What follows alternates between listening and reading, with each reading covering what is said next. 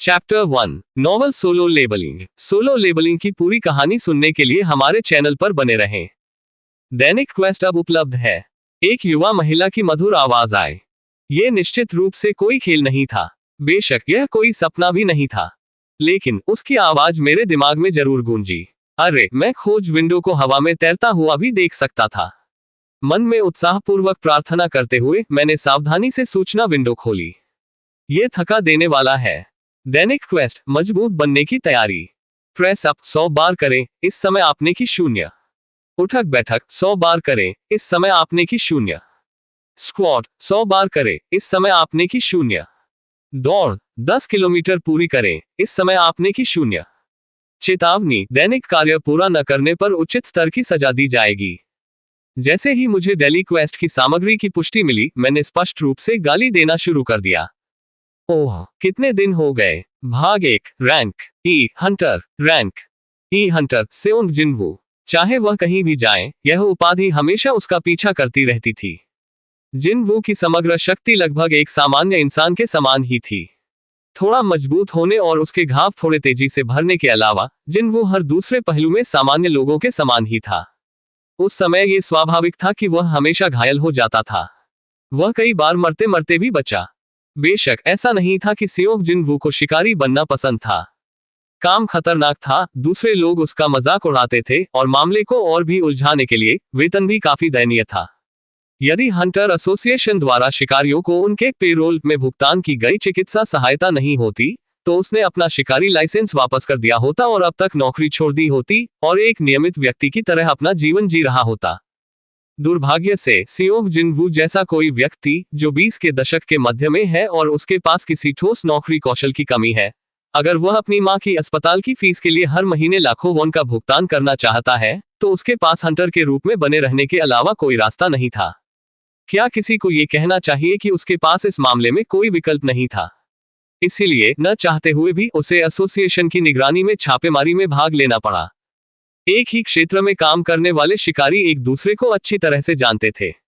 Gate खुलने की स्थिति में उस जिले के सभी शिकारियों को आने के लिए कहा जाएगा, इसीलिए जल्दी पहुंचने वाले शिकारियों ने एसोसिएशन के कर्मचारी द्वारा दिए गए कॉफी के कप का आनंद लिया और एक दूसरे के साथ सौहार्दपूर्ण शुभकामनाएं साझा की।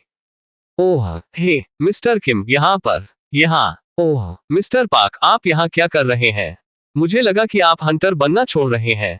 ठीक है, वो मेरी पत्नी हमारे दूसरे बच्चे से गर्भवती है। हा हा हा हा, क्या ऐसा ही है? हाँ, एक हंटर के लिए एक बार में बड़ी कमाई करना, छापे में भाग लेना सबसे अच्छा है ना? मिस्टर किम खुशी से हंस पड़े। किम से पूछने से पहले मिस्टर पाक ने भद्दी हंसी के साथ जवाब दिया। वैसे मुझे ऐसा क्यों लगता है कि आजकल एसोसिएशन हमें कम बुला रही है? क्या गेट्स की संख्या कम हो गई या कुछ और? बिल्कुल नहीं, ऐसा केवल इसलिए है क्योंकि गिल्ड गेटों को साफ करने पर जोर शोर से काम कर रहे हैं। इसका एसोसिएशन से कोई लेना देना नहीं है। मैंने सुना है कि विभिन्न गिल्ड दोनों पैरों से कूद रहे हैं क्योंकि इस पूरे मामले में बड़ा मुनाफा शामिल है। ठीक है, उस मामले में चूंकि इस छापे की निगरानी एसोसिएशन द्वारा की जा रही है, ये सुरक्षित होना चाहिए। मिस्टर पाक ने चारों ओर नजर दौड़ाई जैसे कि वह घबरा रहा हो। यदि कोई गिल्ड आज शामिल नहीं था, तो इसका मतलब था कि पर्याप्त लाभ नहीं होना था, और यदि पर्याप्त लाभ नहीं था, तो इसका मतलब केवल ये हो सकता है कि इस विशेष गेट की कठिनाई कम होगी। बेशक इस दुनिया में कुछ भी 100% पूर्ण नहीं था। ये सिर्फ मिस्टर पाक नहीं था, अन्य शिकारी भी घबराहट से इधर उधर देख रहे थे। मैं आश्चर्यचकित हूँ। मिस्टर किम ने अपने दोस्त को जवाब देने से बचते हुए अपनी बाकी कॉफी खत्म की, इससे पहले कि एक निश्चित व्यक्ति को देखा और खुशी में अपना हाथ उठाया। ओह, वो यहाँ है। अरे मिस्टर सेओंग, मिस्टर सियोंग। अन्य शिकारियों ने भी उस युवक को पाकर प्रसन्नता व्यक्त की। आह नमस्ते। यह कोई और नहीं बल्कि सेओंग जिनवू था। जिनवू ने प्रसन्न मिस्टर किम की ओर सिर हिलाया और आगे बढ़ गया। यह सुनिश्चित करने के बाद कि जिनवू कान की आवाज से पूरी तरह बाहर है, मिस्टर किम ने आत्मविश्वास से बोलते हुए हंसना शुरू कर दिया। तो जिनवू आए, तो फिर आज भी सब ठीक हो जाएगा। मिस्टर पाक की आंखें चौड़ी हो गईं और उन्होंने झट से किम से पूछा, वह क्या था? क्या वह हंटर सेओंग जिनवू वास्तव में मजबूत है? आह, ठीक है, निस्संदेह आप नहीं जानते होंगे कि वह कौन है। वह एक शिकारी है जिसने आपके जाने के कुछ समय बाद ही काम करना शुरू कर दिया था, आप देखिए। हालांकि अब तक यहाँ का हर शिकारी जानता है कि वह बच्चा कौन है। वह सचमुच इतना मजबूत है। रुको, फिर वह एसोसिएशन के लिए क्यों काम कर रहा है? किसी गिल्ड या फ्रीलांसर के रूप में क्यों नहीं? किम ने अपनी आंखें सिकोड़ने से पहले कुछ हंसा। तुम्हें पता है उस आदमी का उपनाम क्या है? मुझे ये कैसे पता होगा? आओ भी, बस मुझे पहले ही बता दो। मानवता का सबसे कमजोर हथियार। सबसे कमजोर, परम हथियार जैसा कुछ नहीं। यार, ये रैंक एस हंटर चोई जोंग इनका उपनाम है। वह बच्चा सबसे कमजोर हथियार है। मुझे पूरा यकीन है कि वह कोरिया गणराज्य का सबसे कमजोर शिकारी है। वास्तव में, पाक गहरी भौहें चढ़ाने लगा। यदि वह वास्तव में इतना कमजोर है तो अन्य शिकारी इस सेउंग जिन वू का स्वागत क्यों करते? आखिरकार अगर चीजें खराब हो गईं तो क्या उन्हें किसी पर भरोसा करने की जरूरत नहीं थी? पाक वास्तव में अन्य शिकारियों की प्रतिक्रियाओं को समझ नहीं सका। जब पाक का सिर इधर उधर झुका तो किम मुस्कुराया और अपनी कोहनी से पाक के किनारे पर प्रहार किया। सेउंग जिन वू जिन छापों में भाग लेता है उनमें केवल कम कठिनाई होगी क्योंकि वह बहुत कमजोर है। एसोसिएशन उसे कभी भी कठिन काम नहीं सौंपेगा। क्या आपको ये बात समझ में नहीं आती? वे उसे मरते हुए नहीं देखना चाहते, ठीक है? तभी पाक की अभिव्यक्ति उज्ज्वल हो गई। यार सही है। हाँ, उसकी पत्नी उसके बारे में बहुत चिंतित थी क्योंकि यह काफी समय में उसकी पहली छापेमारी होगी। ईमानदारी से कहूं तो वह खुद भी चिंतित था। हालांकि अब जब उसने किम की बातें सुनी तो उसे लगा जैसे उसके मन से कोई बोझ उतर गया हो। किम आगे बढ़ता रहा। वह आदमी बहुत समय पहले एक अफवाह थी जिसमें कहा गया था कि वह रैंकी गेट की छापेमारी में घायल हो गया और अस्पताल में एक सप्ताह बिताया। एक शिकारी रैंकी गेट से घायल हो गया। ये सही है। किसी को भी रैंकी गेट पर छापे के दौरान किसी शिकारी को घायल होते देखने की उम्मीद नहीं थी, इसलिए वे जाहिर तौर पर एक मरहम लगाने वाले को भी अपने साथ नहीं लाए थे। इसीलिए उसने एक सप्ताह अस्पताल में बिताया। जब पाक बहुत जोर जोर से हंसने लगा तो किम ने झट से उसे चुप करा दिया। इसे बंद करो यार। मिस्टर सेओंग आपकी बात सुन सकते हैं। मैंने इसके बारे में नहीं सोचा। पाक ने सावधानी से जिन वू की प्रतिक्रियाओं की जांच की क्योंकि वह हंसता रहा। गनीमत रही कि दूरी काफी थी और युवाओं को उनकी आवाज सुनाई नहीं दी। निस्संदेह वे गलत थे। मैं सब कुछ सुन सकता हूं, हे बुद्धिमानों। जब जिन वू ने उन्हें नजरअंदाज करने की बहुत कोशिश की तो उनके चेहरे पर एक कड़वी मुस्कान आ गई। आज जैसे समय में वह अपनी असामान्य रूप से तीव्र सुनने की क्षमता को दोष देने से खुद को नहीं रोक सका। ऐसा लग रहा था कि वह बहुत जल्दी आ गया था और छापेमारी अभी शुरू नहीं हुई थी। क्या मैं बहुत जल्दी पहुंच गया? जिन वू ने प्रतीक्षा के समय को दूर करने के लिए इधर उधर देखा, एसोसिएशन के कर्मचारी को गर्म कॉफी देते हुए देखा और करीब चले गए। क्या मुझे भी एक कप कॉफी मिल सकती है?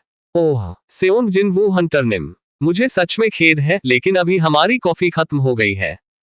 सर्दी की ठंडी हवा उसकी नाक के सिरे से होकर गुजर रही थी। जिन वू ने चुपचाप अपनी तर्जनी से अपनी नाक पोंछ ली। वह कितना दुखद दिन था। जैसे ही कॉफी लेने की बारी आई, कॉफी खत्म हो गई। मिस्टर सियोंग जिनवू, आप शिकारी बने रहने पर क्यों अड़े रहते हैं? मुझे माफ करें। जिन वू ने अपना सिर नीचे किया और माफी मांगी। युवा खूबसूरत लड़की यीजू हुई जिन वू के सामने उपचार जादू का उपयोग कर रही थी। उसने अपने चेहरे पर रुंधे भाव से दिखाया कि वह कितनी नाखुश थी। मैं आपसे माफी मांगने की कोशिश नहीं कर रही हूं, आप जानते हैं। मुझे केवल आपकी चिंता है। यदि आप इसी तरह लड़ना जारी रखेंगे तो देर सबेर आपको सचमुच एक खतरनाक स्थिति का सामना करना पड़ेगा। जिन वू ने ये जूहुई के कंधों पर नजर डाली और अन्य शिकारियों पर नजर डाली जो उस ओर लड़ रहे थे। जब कोई गेट से प्रवेश करता है तो वह कालकोठरी नामक स्थान पर पहुंचता है। इस विशेष कालकोठरी की रैंक डी के आसपास होनी चाहिए। 1 दर्जन से अधिक शिकारी बिना कोई पसीना बहाए इस कालकोठरी के अंदर राक्षसों की देखभाल कर रहे थे। दुर्भाग्य से रैंक ई के लिए ऐसी उपलब्धि लगभग असंभव थी। आमतौर पर पीछे से घायल शिकारियों को ठीक करने का काम हीले पर पड़ता था। चून की छापे के दौरान वह हमेशा घायल हो जाता था, जिन वो उपचारकर्ताओं के बीच काफी प्रसिद्ध था। ये जूहुई ने सावधानी से उससे पूछा, संभवतः क्या कोई कारण है कि आप शिकारी बनना नहीं छोड़ सकते? जिन वू ने दृढ़तापूर्वक अपना सिर हिलाया। वह अपनी कोई भी निजी बात अन्य लोगों को बताना नहीं चाहता था। मैं इसे केवल एक शौक के रूप में कर रहा हूं। अगर मैं ऐसा नहीं करता तो मैं शायद बोरियत से मर जाऊंगा। ये जूहुई और भी अधिक चिल्लाई। यदि आप अपने इस शौक को जारी रखते हैं तो जल्द ही आप पाताल की कालकोठरी पर छापा मारेंगे, क्या आप जानते हैं? जिन वू को उसकी टिप्पणी से अनसुना कर दिया गया और उसने जोर से हंसना शुरू कर दिया। इसके लिए धन्यवाद। ये जूहुई की झुंझलाहट तेज हो गई।